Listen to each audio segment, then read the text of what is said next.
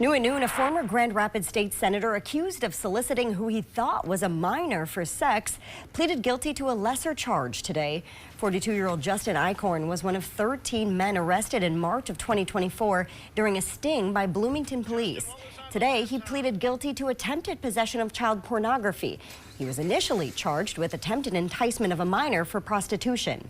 In court today, Eichorn did agree that the undercover agent involved in the sting told him several times that she was 17 and that he asked for photos multiple times as well.